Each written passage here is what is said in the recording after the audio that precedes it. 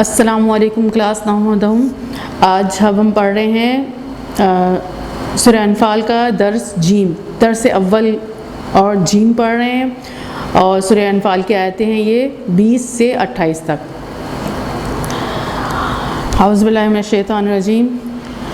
رب اشرح لی صدری ویسر لی امری واحلل عقدۃ من لسانی یفقہوا قولی۔ یا ایھا الذین آمنوا اطیعوا اللہ ورسولہ ولا تولوا عنہ وانتم تسمعون۔ اے ایمان والو، اللہ اور اس کے رسول کا حکم مانو اور اس سے نہ پھرو جبکہ تم سنتے ہو۔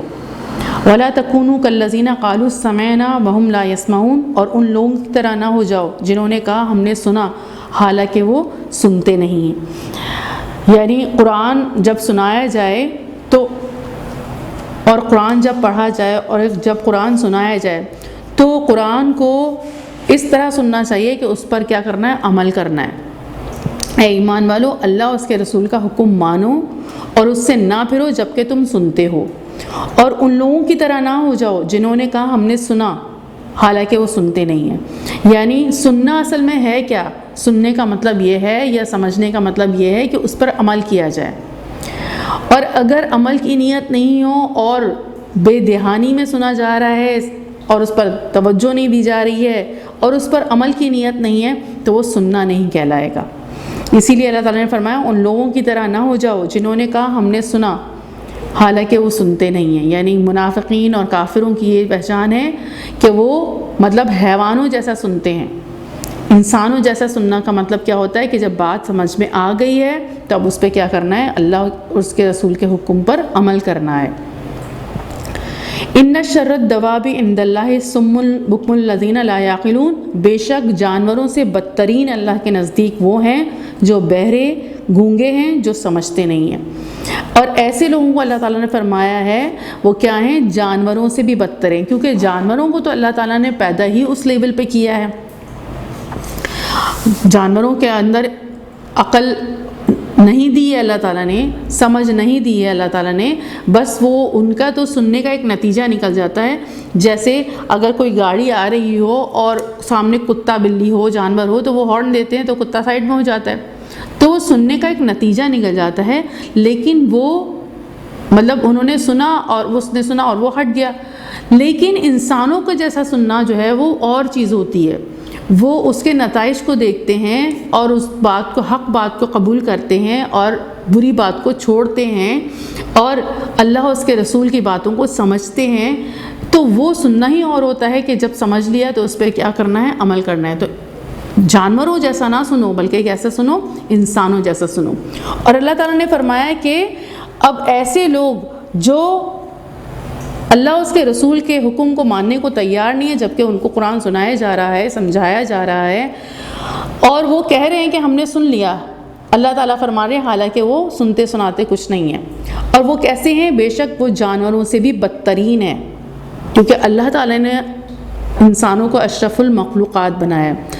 تمام مخلوق سے سب سے بلند ترین درجے پر جو مخلوق ہے وہ انسان ہے، اور اگر انسان اس طرح کا ہو جائے تو اللہ تعالیٰ نے فرمایا ہے کہ بے شک وہ جانوروں سے بھی بدتر ہیں اللہ تعالیٰ کے نزدیک۔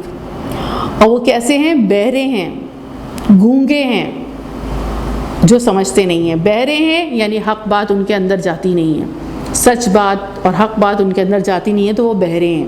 گونگے ہیں، حق بات بول نہیں سکتے، سچ بات بول نہیں سکتے، وہ جو سمجھتے نہیں ہیں، اور ان کو اس بات کی سمجھ نہیں ہے کہ یہ دنیا کیا ہو جائے گی؟ ختم ہو جائے گی، اور ہمیں اپنے رب کے پاس واپس کیا ہے؟ لوٹ کر جانا ہے، اور پھر وہاں سارا حساب کتاب ہو جائے گا۔ تو ان باتوں کو وہ سمجھنے کو تیار نہیں ہے، تو وہ کیا ہیں؟ جانوروں سے بھی بدتر ہیں۔ دوابن جمع ہے دابتن کی، دابتن کا مطلب ہوتا ہے زمین پر چلنے پھرنے والی مخلوق، تو ان کو یعنی ان کے لیے لیا گیا ہے جانور۔ تو وہ کیا ہیں؟ جانوروں سے بھی کیا ہیں؟ بدترین ہیں وہ لوگ جو بہرے ہیں، گونگے ہیں، جو سمجھتے نہیں۔ وَلَوْ عَلِمَ اللَّهُ فِيهِمْ خَيْرًا لَأَسْمَعَهُمْ، اور اگر اللہ ان میں کوئی بھلائی جانتا تو انہیں ضرور سنا دیتا۔ وَلَوْ أَسْمَعَهُمْ لَتَوَلَّوْا وَهُمْ مُعْرِضُونَ، اور اگر اللہ انہیں سنا دے تو ضرور پھر جائیں اور وہ منہ پھیرنے والے ہیں۔ اب اس میں کیا اللہ تعالیٰ نے فرمایا وَلَوْ عَلِمَ اللَّهُ، اور اگر اللہ ان میں وَلَوْ عَلِمَ اللَّهُ فِيهِمْ خَيْرًا، اگر اللہ ان میں کوئی بھلائی جانتا لا اسمعہم تو انہیں ضرور سنا دیتا، یعنی ان کے دل ہی پاک نہیں ہیں، وہ اندر سے ہی صاف ستھرے نہیں ہیں، تو وہ حق کو قبول کرنے والے نہیں ہیں، اور انہیں بات کیا ہے سمجھ میں ہی نہیں آتی ہے، وہ قرآن ان کے اوپر سے گزر جاتا ہے اور ان کے اندر نہیں جاتا، یعنی قرآن کی آواز تو جا رہی ہے ان کے کان کی طرف لیکن وہ اندر نہیں اتر رہی۔ اور اللہ تعالیٰ نے فرمایا کہ وہ اس لیے نہیں اتر رہی کہ اگر اللہ ان میں کوئی بھلائی جانتا تو انہیں سنا دیتا، کیونکہ اندر ان کے کوئی بھلائی موجود نہیں ہے۔ اور اللہ تعالیٰ فرما رہے ہیں کہ اگر وہ اللہ انہیں سنا دے تو وہ ضرور پھر جائیں گے، کیونکہ حق کو قبول کرنے کے لیے تیار ہی نہیں ہے۔ تو اس لیے اللہ تعالیٰ فرما رہے ہیں کہ اگر اللہ انہیں سنا دے تو وہ پھر جائیں گے، وہ پھر بھی مانیں گے نہیں، وہ منہ پھیرنے والے ہیں۔ یا ایھا الذین آمنوا استجیبوا للہ وللرسول اذا دعاکم لما یحییکم، اے ایمان والو اللہ اور اس کے رسول کی دعوت قبول کرو جب وہ تمہیں اس کے لیے بلائیں جو تمہیں زندگی بخشے۔ ہم اللہ اور اس کے رسول کی بات مانیں گے تو کیا ہے زندگی جاویدانی ملے گی، یعنی ہمیشہ والی زندگی ملے گی جس میں موت نہیں ہے۔ وہ کون سی ہے؟ جنت کی زندگی ہے۔ اور اس کے علاوہ یہ بھی ہے کہ اللہ اور اس کے رسول جس طرف بلا رہے ہیں، جس طرف دعوت دے رہے ہیں، اس میں تھوڑی بہت پریشانیاں تو آئیں گی، اور ایون اس میں کوئی اللہ تعالیٰ کی راہ میں شہید بھی ہو جاتا ہے تو وہ کیا ہے ہمیشہ کی زندگی پائے گا۔ اس کے لیے اللہ تعالیٰ نے فرمایا ہے وَلَا تَقُولُوا، اور مت کہو لِمَن يُقْتَلُوا فِي سَبِيلِ اللَّهِ، جو اللہ تعالیٰ کی راہ میں قتل کر دیے جائیں کہ وہ مر گئے، بل احیاء وَلَكِنْ لَا تَشْعُرُونَ، بلکہ وہ تو زندہ ہے لیکن تمہیں اس کا شعور نہیں ہے۔ یعنی جو شخص اللہ تعالیٰ کے کہنے پر عمل کرتا ہے اور اللہ کے کہنے پر چلتا ہے اور حق بات کو تسلیم کرتا ہے اور حق کو پھیلانے کی کوشش کرتا ہے اور سچ بات کہتا ہے، تو جب وہ شہید بھی کر دیا جائے تو کیا ہوگا؟ وہ سیدھا جنت میں جائے گا۔ جیسے صحابہ کرام رضوان اللہ حضور پاک صلی اللہ علیہ وسلم دین کی خاطر جو جد و جہد کر رہے تھے اور دین پر عمل پیرا تھے اور دین کی طرف سب کو بلانے کی کیا کر رہے تھے؟ کوششیں کر رہے تھے، تو اس میں جتنی بھی جنگیں ہوئیں اور جو کچھ بھی ہوا اس میں جو اللہ کی راہ میں مارے گئے تو اللہ تعالیٰ نے فرمایا انہیں مردہ مت کہو، بلکہ وہ تو کیا ہیں؟ زندہ ہیں اور اپنے رب کی طرف رزق پا رہے ہیں۔ تو یہاں کوئی جب شہید اللہ کی راہ میں شہید ہوتا ہے، اس کی نیت اللہ کی رضا حاصل کرنے کی ہے، تو وہ جب یہاں پر شہید ہوتا ہے تو وہ سیدھا جنت میں چلے جاتا ہے، یعنی اس کا قیامت والے دن کا حساب کتاب نہیں ہے۔ اور اللہ تعالیٰ نے فرمایا اسے مردہ مت کہو، وہ تو کیا ہیں؟ زندہ ہیں، لیکن تمہیں ان کا شعور نہیں ہے، تمہیں اس کی سمجھ نہیں ہے۔ اور پھر اللہ تعالیٰ آگے فرما رہے ہیں وَاعْلَمُوا أَنَّ اللَّهَ يَحُولُ بَيْنَ الْمَرْءِ وَقَلْبِهِ وَأَنَّهُ إِلَيْهِ تُحْشَرُونَ، اور جان لو کہ اللہ تعالیٰ حائل ہو جاتا ہے آدمی اور اس کے دل کے درمیان، اور یہ کہ تم اسی کی طرف روز حشر اٹھائے جاؤ گے۔ اور جان لو اللہ حائل ہو جاتا ہے، اللہ تعالیٰ حائل ہو جاتا ہے بندے اور اس کے دل کے درمیان۔ اس کے لیے ایک اور آیت سے آپ کو یہ بات سمجھ میں آ جائے گی۔ اللہ تعالیٰ فرما رہے ہیں وَنُقَلِّبُ أَفْئِدَتَهُمْ وَأَبْصَارَهُمْ كَمَا لَمْ يُؤْمِنُوا بِهِ أَوَّلَ مَرَّةٍ، اور ہم ان کے دلوں اور ان کی نگاہوں کو الٹ دیں گے جس طرح وہ ایمان نہیں لائے تھے پہلی مرتبہ۔ یعنی جب حق بات سامنے آ جائے، سچ بات سامنے آ جائے اور انسان اسے رد کر دے تو پھر اللہ تعالیٰ اس کا راستہ کیا کر دیتے ہیں؟ بند کر دیتے ہیں۔ ختم اللہ علی قلوبہم وعلی سمعہم وعلی ابصارہم، اللہ تعالیٰ مہر لگا دیتے ہیں ان کے کانوں پر، ان کی آنکھوں پر، اور انہیں بات سمجھ میں نہیں آتی۔ تو کیا ہے کہ جب اللہ کسی کا راستہ بند کر دیں حق پر آنے کا تو پھر اس کا راستہ کون کھول سکتا ہے؟ تو کیا ہے کہ جب حق بات سمجھ میں آ گئی، دین سمجھ میں آ گیا، چیز سمجھ میں آ گئی تو فوراً اسے کیا کر لینا چاہیے؟ قبول کر لینا چاہیے۔ اور قبول کرنے کا مطلب کیا ہے؟ عمل کرنا۔ تو اللہ تعالیٰ فرما رہے ہیں اے ایمان والو اللہ اور اس کے رسول کی دعوت قبول کرو جبکہ وہ تمہیں اس کے لیے بلائیں جو تمہیں زندگی بخشے۔ ہم اللہ کی راہ میں اللہ تعالیٰ کے بتائے ہوئے راستے پر چلیں گے، اور اس میں اس راستے پر چلنے والے جو محنت کر رہے ہیں اور اللہ کی راہ میں شہید بھی ہو جائیں گے تو وہ سیدھے کہاں جائیں گے؟ جنت میں جائیں گے، اور اللہ تعالیٰ ان سے کیا ہوگا؟ راضی ہوگا۔ اور اگر ایسا نہیں کیا تو اللہ تعالیٰ فرما رہے ہیں اور جان لو کہ اللہ حائل ہو جاتا ہے آدمی اور اس کے دل کے درمیان، یعنی پھر اللہ تعالیٰ راستہ بند کر دیتا ہے اور پھر وہ سیدھے راستے پر نہیں آ سکتا۔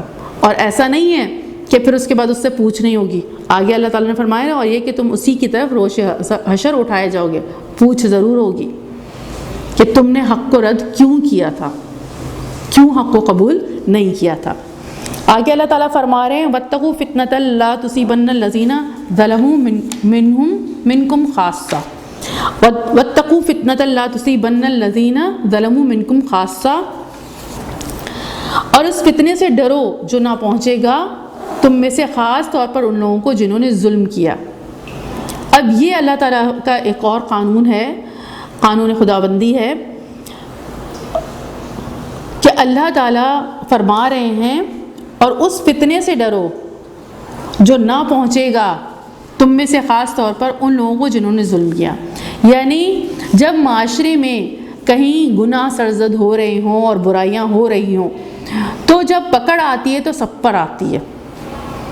یعنی جنہوں نے گناہ نہیں کیے اور جنہوں نے ظلم نہیں کیے ان پر بھی آتی ہے, اور جو ظلم کر رہے ہیں اور گناہ کر رہے ہیں ان پر بھی آتی ہے. کیوں؟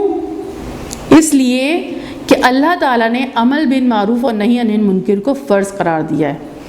قرآن مجید کی آیت ہے کنتم خیر امۃ اخرجت للناس تأمرون بالمعروف وتنہون عن المنکر وتؤمنون باللہ. اللہ تعالیٰ فرما رہے ہیں تم نیکی کا حکم دو اور برائی سے روکو اور اللہ پر ایمان رکھو. تو جب معاشرے میں, اور ہمیں تو کنتم خیر امۃ اخرجت للناس, اللہ تعالیٰ نے ہمیں جو ہے حضور پاک کی امت کو امت وسط بنایا ہے, یعنی درمیانی امت بنایا ہے اور خیر امت بنایا ہے کہ تم لوگوں کو نیکی کا حکم کرتے ہو, برائی سے روکتے ہو اور اللہ پر کیا کرتے ہو, ایمان رکھتے ہو. تو یہ تمام امتوں میں یہ فرض تھا کہ وہ برائی سے لوگوں کو روکیں اور نیکی کا حکم دے. اب اگر کسی معاشرے میں یہ برائی سے روکنے کا عمل اور نیکی کا حکم دینے کا عمل ختم ہو جائے گا تو اس میں وہ لوگ بھی عذاب میں مبتلا ہوں گے جو لوگوں کو برائی سے روکتے نہیں تھے, کیونکہ جب پکڑ آئے گی تو سب پر آئے گی. کیوں؟ کیونکہ انہوں نے اپنا فرض ادا نہیں کیا لوگوں کو برائی سے روکنے کا. اس میں ایک حدیث قدسی ہے کہ اللہ تعالیٰ نے فرمایا کہ جاؤ اس بستی کو جا کے الٹ دو. تو حضرت جبرائیل علیہ السلام سے, حضرت جبرائیل علیہ السلام نے فرمایا کہ اللہ اس میں تو آپ کا ایک ایسا نیک بندہ بھی ہے جس نے پلک جھپکنے کی بھی عبادت میں کوتاہی نہیں کی ہے. تو اللہ تعالیٰ نے فرمایا کہ پہلے اس بستی کو اس پر الٹو, پہلے اس کو الٹو اور پھر اس کے بعد باقی بستی کو. کیوں؟ کیونکہ اس کے چہرے کا رنگ تبدیل نہیں ہوا. اللہ تعالیٰ فرما رہے ہیں اس کے چہرے کا رنگ تبدیل نہیں ہوا کہ لوگ میرے قانون کی دھجیاں بکھیر رہے تھے اور وہ اپنی عبادت میں لگا رہا. تو یہ فرض بنتا ہے کہ جب ہم کسی بات برائی کو دیکھیں, کسی گناہ کو دیکھیں تو اس کو روکنے کی کیا کریں, کوشش کریں, اور نیکی کا کیا کریں, حکم دیں. جو جس کی استطاعت ہے, جتنی کوئی طاقت رکھتا ہے وہ اپنا کام کرے اور لوگوں کو برائیوں سے روکے اور نیکی کا حکم دے. تب وہ اس عذاب سے بچ سکتا ہے. جب وہ عذاب آئے گا تو اللہ تعالیٰ فرما رہے ہیں کہ اور اس فتنے سے ڈرو جو نہ پہنچے گا تم میں سے خاص طور پر ان لوگوں کو جنہوں نے ظلم کیا, یعنی جنہوں نے گناہ کیا. پھر پکڑ آتی ہے تو پوری بستی کی اور سب کی آتی ہے. اب کسی گھر میں اگر کوئی ایسا غلط کام کر رہا ہے اور گھر کا کوئی شخص برائی سے روک نہیں رہا ہے تو پھر پوری سب کی پکڑ آئے گی. اسی طریقے سے محلے میں, بستی میں جہاں کہیں بھی کوئی غلط عمل ہو رہا ہے اور کوئی شخص جو ہے وہ برائی سے روک نہیں رہا اور نیکی کا حکم نہیں دے رہا تو پھر پکڑ آتی ہے تو سب کی آتی ہے. ہاں صرف وہی بچ سکتے ہیں یہاں پر جس طرح بتایا گیا ہے کہ جو اپنا یہ فرض ادا کریں کہ نیکی کا حکم دیں اور برائی سے روکیں. تو اللہ تعالیٰ فرما رہے ہیں یہ بہت اہم آیت ہے واتقوا فتنة لا تصيبن الذين ظلموا منكم خاصة واعلموا ان اللہ شدید العقاب. اور اس فتنے سے ڈرو جو نہ پہنچے گا تم میں سے خاص طور پر ان لوگوں کو جنہوں نے ظلم کیا, اور جان لو کہ اللہ شدید عذاب والا ہے. پھر پکڑ کرے گا تو سب کی کرے گا. یعنی اپنی عبادتوں, اپنی نمازوں اور اپنی تمام چیزوں میں صرف لگے نہیں رہنا ہے بلکہ عمل بالمعروف اور نہی عن المنکر کا کام بھی کرنا ہے, لوگوں کو برائیوں سے روکنا اور نیکی کا حکم کرنا. اب اس کے بعد دوبارہ یہاں پر آ رہا ہے جو حضور پاک صلی اللہ علیہ وآلہ وسلم جو ہے وہ مکہ سے نکلے تھے اور پھر وہاں مکے میں ان کی کیا حالت تھی, اور پھر اس کے بعد اللہ تعالیٰ نے جو ہے وہ مدینہ اتنی بہترین جگہ عطا کر دی. اس کے حوالے سے بات آ رہی ہے. وَاذْكُرُوا إِذْ أَنْتُمْ قَلِيلٌ مُسْتَضْعَفُونَ فِي الْأَرْضِ تَخَافُونَ أَنْ يَتَخَطَّفَكُمُ النَّاسُ فَآوَاكُمْ وَأَيَّدَكُمْ بِنَصْرِهِ وَرَزَقَكُمْ مِنَ الطَّيِّبَاتِ لَعَلَّكُمْ تَشْكُرُونَ. اور یاد کرو جب تم زمین میں تھوڑے تھے، کمزور سمجھے جاتے تھے، تم ڈرتے تھے کہ تمہیں اچک لے جائیں گے لوگ، بس اس نے تمہیں ٹھکانہ دیا اور اپنی مدد سے قوت دی اور پاکیزہ چیزوں سے تمہیں رزق دیا تاکہ تم شکر گزار ہو جاؤ. اب اس میں یعنی اب ظاہر ہے مکہ میں جب حضور پاک صلی اللہ علیہ وسلم اور صحابہ کرام رضی اللہ عنہ نے سیدھا رستہ اختیار کرنے کی کوشش کی تو مکہ میں کیا کچھ ہوا. صحابہ رضی اللہ عنہ کے ساتھ حضور پاک کے ساتھ بہت ظلم ہوتے تھے، بہت تکلیفیں اٹھانی پڑی. تو اللہ تعالیٰ فرما رہے ہیں اور یہ جب بھی ہوگا، جہاں کہیں بھی ہوگا، تو یہ یہاں پر ہے. اللہ تعالیٰ فرما رہے ہیں اور یاد کرو جب تم زمین میں تھوڑے تھے. مکہ میں زمین میں کیا تھے؟ مسلمان تھوڑے تھے، کم تعداد میں تھے، کمزور سمجھے جاتے تھے. تم ڈرتے تھے کہ تمہیں اچک لے جائیں گے، یعنی جو اسلام قبول کر رہا تھا اور جو سیدھے رستے پر آتا تھا تو اس کو یہ خوف ہوتا تھا کہ اس کے ساتھ کیا ہوگا. بس اس نے تمہیں ٹھکانہ دیا. کون سا ٹھکانہ دیا؟ مدینہ میں. اللہ تعالیٰ نے مدینہ والوں کے دلوں میں ایک محبت ایسی ڈال دی کہ انہوں نے خود جگہ دی حضور پاک اور صحابہ کرام رضی اللہ عنہ کو. اور مکے سے مہاجرین یہاں پر آئے تو بہت آسودگی کے ساتھ اور اطمینان کے ساتھ مدینہ میں ٹھہرے. تو اللہ تعالیٰ فرما رہے ہیں اس نے تمہیں ٹھکانہ دیا، اپنی مدد سے قوت دی. اب لوگوں کے دلوں میں اسی قرآن مجید میں ہم پڑھیں گے سورہ انفال میں کہ اللہ تعالیٰ فرماتے ہیں کہ تم اگر پوری دنیا کو مالا متاع کے اوپر خرچ کرتے تھے تو ایسی محبت پیدا نہیں کر سکتے تھے. یہ محبت ہم نے ڈالی ہے. تو اللہ تعالیٰ نے ہی محبت ڈالی تو اس کی وجہ سے ان کو جو ہے وہ وہاں پر قوت و طاقت ملی کہ وہ آرام سے جو ہے وہ مدینہ میں رہ رہے ہیں. تو اللہ تعالیٰ فرما رہے ہیں اس نے تمہیں ٹھکانہ دیا، اپنی مدد سے قوت دی اور پاکیزہ چیزوں سے تمہیں رزق دیا. اب یہاں پر مدینہ میں رزق بھی فراہم کیا اللہ تعالیٰ نے اور ساری سہولتیں ہو گئیں. اب اللہ تعالیٰ فرما رہے ہیں کہ پاکیزہ چیزوں سے تمہیں رزق دیا تاکہ تم شکر گزار ہو جاؤ. تمہیں شکر ادا کرنا چاہیے کہ اتنی بڑی مشکل سے نکال کر اللہ تعالیٰ نے تمہارے لیے جو ہے جب تم تھوڑے تھے، کمزور سمجھے جاتے تھے، اور یہ تمام چیزیں تمہیں کیا کی؟ عطا کی. ٹھکانہ بھی دیا، قوت بھی دی اور پاکیزہ چیزوں سے تمہیں کیا دیا؟ رزق دیا. تو تمہیں چاہیے کہ کیا کرو؟ شکر گزاری کرو.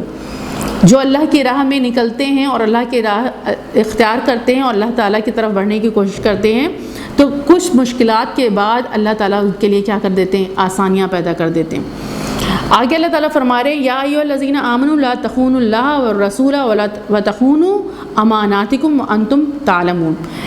اے ایمان والو خیانت نہ کرو اللہ کی اور رسول صلی اللہ علیہ وسلم کی، اور خیانت نہ کرو اپنی امانتوں میں جبکہ تم جانتے ہو دیدہ دانستہ. یعنی جانتے بوجھتے. ظاہر ہے ایک مسلمان جانتا ہے اللہ کو، اللہ کے رسول کو، اور پھر اس کے بعد اللہ اور اس کے رسول کے حق میں خیانت کرے. اللہ اور اس کے رسول کے حقوق میں خیانت کا مطلب کیا ہے؟ ظاہر میں اللہ اور اس کے رسول کی تابعداری اور فرمانبرداری دکھائی جائے اور باطن میں جو ہے وہ نافرمان ہو، اندر سے بات ماننے کو تیار نہیں ہے. تو یہ کیا ہے؟ خیانت کہلائے گی. اب اللہ تعالیٰ نے فرمایا خیانت نہ کرو اللہ اور اس کے رسول کی. جب تم نے کہا لا الہ الا اللہ محمد الرسول اللہ کہ نہیں ہے کوئی معبود سوائے اللہ کے اور محمد صلی اللہ علیہ وسلم اللہ کے رسول ہیں، تو تم نے یہ عہد کیا ہے. اب اس عہد کو کیا کرو؟ پورا کرو اور اللہ کے رسول کے حقوق کو ادا کرو اور فرمانبردار بنو اللہ اور اس کے رسول کے. اور اگر ایسا نہیں کیا، یہ منافقانہ رویہ اختیار کیا، تو تم نے خیانت کی. کیونکہ یہ قرآن مجید بھی ہمارے پاس کیا ہے؟ امانت ہے اللہ تعالیٰ کی. ہم اس میں خیانت نہ کریں. اس کا مطلب یہ ہے کہ ہمارے پاس یہ قرآن مجید موجود ہے تو اسے پڑھیں، سمجھیں اور اس پر کیا کریں؟ عمل کریں اور اللہ اور اس کے رسول کا حکم مانیں. تو کیا ہے؟ پھر ہم امانت دار کہلائیں گے.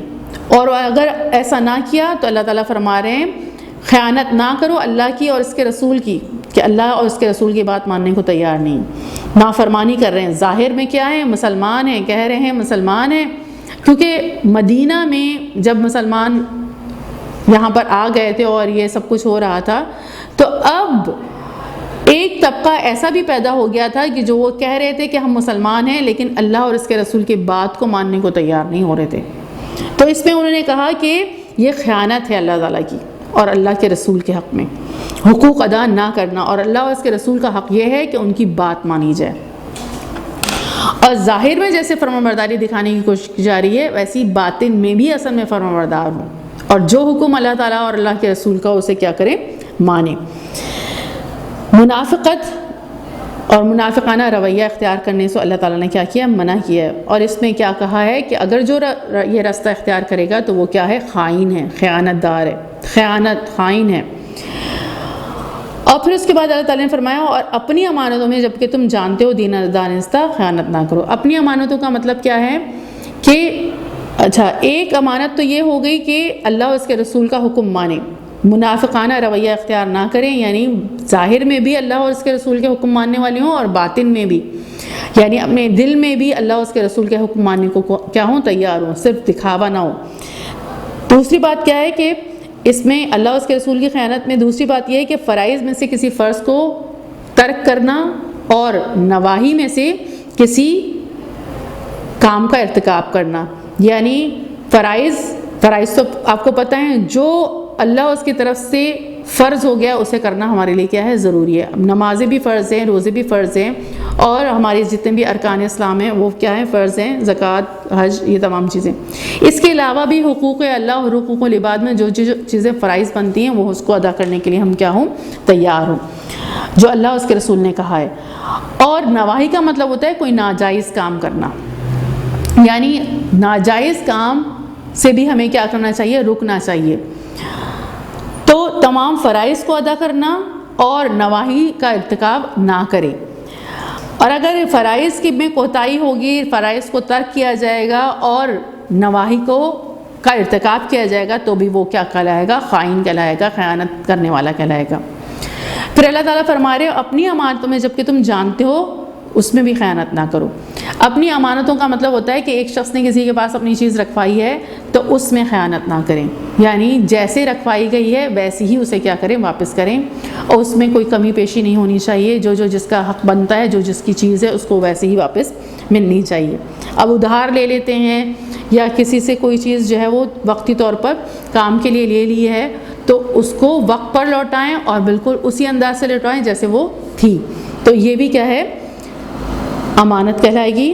اور اگر ویسا نہیں لوٹایا اور ویسا نہیں کیا تو وہ بھی کیا کہلائے گی، خیانت کہلائے گی۔ اور اس میں حدیث ہے حضرت پاک صلی اللہ علیہ وسلم کی، اس کا ایمان نہیں جس کے اندر امانت کی پاسداری نہیں، اور اس کا کوئی دین نہیں جس کے اندر عہد کی پابندی کا احساس نہیں۔ تو یعنی وہ ایمان والا ہی نہیں ہے، اگر اس کے اندر امانت داری نہیں ہے تو اس کے اندر ایمان نہیں ہے۔ ایمان ہونے کے لیے لازم ہے کہ اس کے اندر کیا ہونا چاہیے، امانت داری ہونی چاہیے۔ تو جو امانتیں ہمارے اوپر بنتی ہیں ہم اسے کیا کریں، ادا کریں، اللہ اور اللہ کے رسول کی امانتوں کو بھی ادا کریں، اس کے حقوق کو ادا کریں، اور لوگوں کی جو امانتیں ہمارے پاس ہوں اس کو بھی صحیح طریقے سے جو ہے وہ ادا کریں۔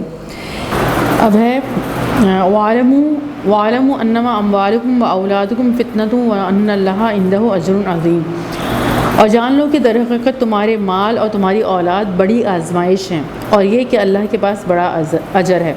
آزمائش یعنی امتحان ہے، اور جان لو کہ در حقیقت تمہارے مال اور تمہاری اولاد بڑی آزمائش یعنی بڑا امتحان ہے۔ انسان مال اور اولاد کی محبت میں ہی اللہ اور اس کے رسول کے احکام کے ساتھ اور اللہ اور اس کے رسول کی حقوق میں خیانت کرتا ہے۔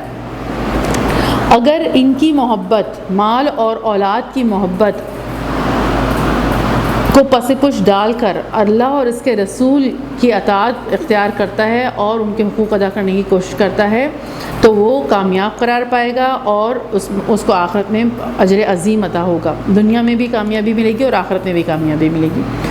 اور اگر وہ اس کے اوپر مال اور اولاد کی محبت غالب رہی اور اس نے اللہ اس کے رسول کی اطاعت کو اختیار نہیں کیا اور اللہ اس کے رسول کے حقوق میں خیانت کی تو وہ ناکام قرار پائے گا اور پھر عذاب الہی کا مستحق ہو جائے گا۔ اور اللہ تعالیٰ فرما رہے ہیں کہ اگر وہ مال اور اولاد کی محبت کو پس پش ڈالتا ہے اور اس امتحان میں کامیاب ہو جاتا ہے اور ان کی محبت میں آ کر کوئی ایسا عمل نہیں کرتا جس سے اللہ اور اس کے رسول ناراض ہوں، تو اس کے لیے اللہ تعالیٰ فرما رہے ہیں اور اللہ کے پاس بڑا اجر ہے۔ یعنی اگر یہ تکلیف یہاں پر مال اور اولاد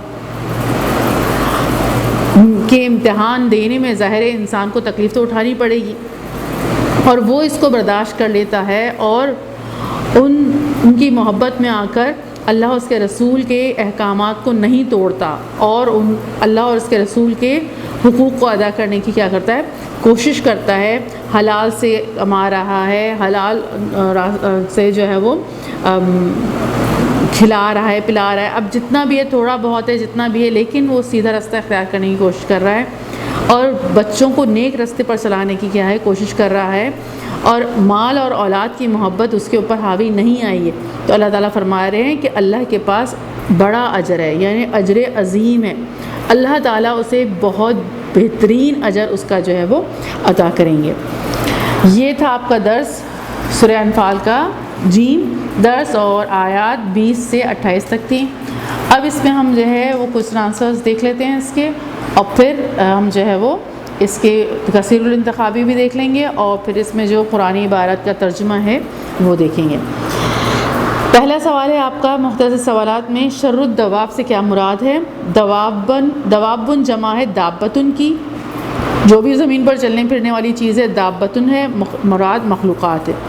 سورہ انفال آیت نمبر 22 میں اللہ تعالیٰ نے ان لوگوں کو بدترین خلائق قرار دیا جو بہرے اور گونگے بنے ہوتے ہیں اور جو عقل سے کام نہیں لیتے۔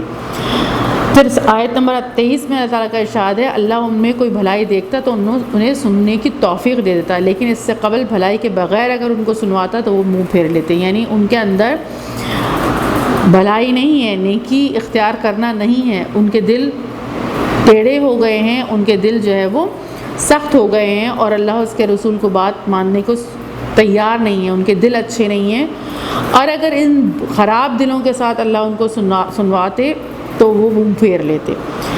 پھر آیت نمبر 21 میں اللہ تعالیٰ فرما رہے ہیں، اللہ تعالیٰ نے مسلمانوں سے تاکید فرمائی ہے کہ تم ان لوگوں کی طرح مت ہو جانا جو دعویٰ تو کرتے ہیں کہ ہم نے سن لیا، حالانکہ وہ سنتے سناتے کچھ نہیں ہے، یعنی وہ کہتے ہیں لیکن عمل کرنے کو اس کو تیار نہیں ہے، تو اللہ تعالیٰ نے فرمایا ہے کہ وہ کچھ نہیں سنتے۔ سورہ انفال کی آیت میں خیانت سے کیا مراد ہے؟ سورہ انفال کی آیت میں ارشاد ہے، اے ایمان والو تم اللہ اس کے رسول کے حقوق میں جانتے ہوئے خیانت نہ کرو اور نہ اپنی امانتوں میں خیانت کرو۔ اس میں اللہ اس کے رسول کے حقوق میں خیانت یہ ہے کہ ظاہر میں تو اللہ اور اس کے رسول کا تابعدار بن کر رہے اور باطن میں نافرمان ہو، اسی طرح یہ بھی خیانت ہے کہ فرائض میں سے کسی فرض کو ترک کرے یعنی نہ کرے، اور نواہی میں سے، نواہی کا مطلب ہے ناجائز کام میں سے کسی بات کا ارتکاب کرے یعنی کسی ناجائز کام پر عمل کرے۔ آپس میں خیانت نہ کرنے کا مطلب یہ ہے کہ ایک شخص کے دوسرے کے پاس جو بھی امانت ہو اس میں خیانت نہ کرے۔ مسند احمد کی حدیث ہے، ابھی میں نے پیچھے بھی سنائی تھی آپ کو، اس کا ایمان نہیں جس کے اندر امانت کی پاسداری نہیں، اور اس کا دین نہیں جس کے اندر عہد کی پابندی کا احساس نہیں۔ اللہ تعالیٰ نے سورہ انفال میں مال اور اولاد کو فتنہ کیوں قرار دیا ہے؟ اللہ تعالیٰ نے سورہ انفال آیت نمبر 28 میں ارشاد فرمایا، اور جان رکھو کہ تمہارا مال اور اولاد بڑی آزمائش ہے اور بے شک اللہ کے پاس اجر عظیم ہے۔ مال اور اولاد کو اس لیے فتنہ قرار دیا گیا کہ ان کی محبت ہی انسان کو خیانت پر اور رسول اللہ صلی اللہ علیہ وسلم کی اطاعت سے گریز پر آمادہ کرتی ہے۔ مال اور اولاد کے ذریعے انسان کی آزمائش ہوتی ہے، اگر انسان ان کی محبت میں امانت اور اطاعت کو پس پش نہیں ڈالتا تو وہ اس آزمائش میں کامیاب قرار پائے گا اور اس کو اجر عظیم عطا فرمائے گا، اور اگر اس آزمائش میں ناکام ہو گیا تو یعنی مال اور اولاد غالب رہی، مال اور اولاد کی محبت غالب رہی تو یہی مال اور اولاد اس کے لیے عذاب الہی کا سبب بن جائیں گے۔ کثیر الانتخابی جوابات یہاں دیکھ لیتے ہیں۔ اللہ تعالیٰ کے نزدیک بدترین جانور ہیں، اب اس میں آپشنز دیے ہوئے، خنزیر، کتے، کافر اور جاہل، تو ظاہر کافر ہے۔ سمن کا مطلب ہوتا ہے بہرے، بکمون کا مطلب ہوتا ہے گونگے، لا یعقلون کا مطلب ہوتا ہے نہیں سمجھتے، موردون کا مطلب ہوتا ہے منہ پھیرنے والے، اعراض کرنے والے، استجیبو کا مطلب ہوتا ہے حکم مانو، مستضعفون کا مطلب ہوتا ہے مغلوب یعنی کمزور سمجھے جاتے تھے، کمزور مانے جاتے تھے۔ یختفو کا مطلب ہوتا ہے وہ اچک لیے جائیں گے، اچک لیے جائے یعنی ان کو اچک لیا جائے گا، یعنی کوئی کچھ بھی ان کے ساتھ کر سکتا ہے، جب وہ کمزور تھے تو کچھ بھی ان کے ساتھ کیا جا سکتا تھا۔ یہولو کا مطلب ہوتا ہے حائل ہو جانا یعنی رکاوٹ بن جانا، اللہ تعالیٰ حائل ہو جاتا ہے بندے اور اس کے دل کے درمیان، یعنی آڑ بن جاتا ہے بندے اور اس کے دل کے درمیان۔ لا تخونو کا مطلب ہوتا ہے تم خیانت نہ کرو، لا تکونو کا مطلب ہوتا ہے تم نہ ہونا، کانا یکونو کا مطلب ہوتا ہے ہونا، لا تکونو تم نہ ہونا، نہیں ہونا ان جیسے۔ مرعون کا مطلب ہوتا ہے آدمی، اور ایدہ کا مطلب ہوتا ہے طاقت اور مضبوط کیا۔ ویسے یدن کا مطلب ہوتا ہے ہاتھ، تو اللہ تعالیٰ نے طاقت دی، ایدکم بنصرہ، اس نے اپنی مدد سے قوت و طاقت دی۔ طیبات کا مطلب ہوتا ہے، طیباتن کا مطلب ہوتا ہے پاکیزہ، اور تحشرون کا مطلب ہوتا ہے تم جمع کیے جاؤ گے۔ اللہ تعالیٰ کا ارشاد ہے اور جان رکھو کہ تمہارا مال اور اولاد ہے کیا ہے؟ آزمائش، یعنی امتحان۔ اب ہم متزلزل قرآن عبارت کا ترجمہ کیجئے۔ اب قرآن عبارت کر دیتے ہیں اس کا ترجمہ۔ ولا تکونو، ولا کا مطلب ہوتا ہے لا کا مطلب ہوتا ہے نہیں، وا کا مطلب ہوتا ہے اور، تکونو کا مطلب ہوتا ہے کانا یکونو کا مطلب ہوتا ہے ہونا۔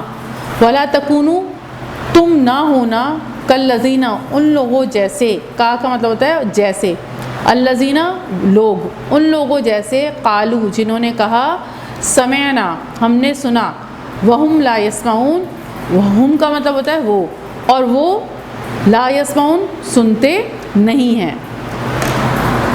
ان شر الدواب، بے شک جانداروں میں اللہ کے نزدیک سب سے بدترین، اللہ کے نزدیک، عند اللہ، اللہ کے نزدیک، اللہ کے پاس سب سے بدترین جانداروں میں وہ ہیں سم البکم الذین، جو بہرے ہیں اور گونگے ہیں، لا یعقلون، اور عقل سے کام نہیں لیتے،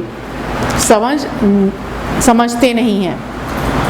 وَاعْلَمُوا، اب یہ یعنی جان لو، وَاعْلَمُوا جان لو، ان اللہ کہ بے شک اللہ، یحول حائل ہو جاتا ہے، بین درمیان، مرئی آدمی، و قلبی یعنی آدمی اس کے قلب کے درمیان، آدمی اس کے دل کے درمیان حائل ہو جاتا ہے اللہ۔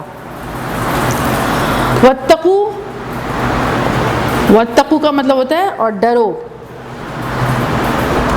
جب بھی الف آتا ہے تو اکثر وہ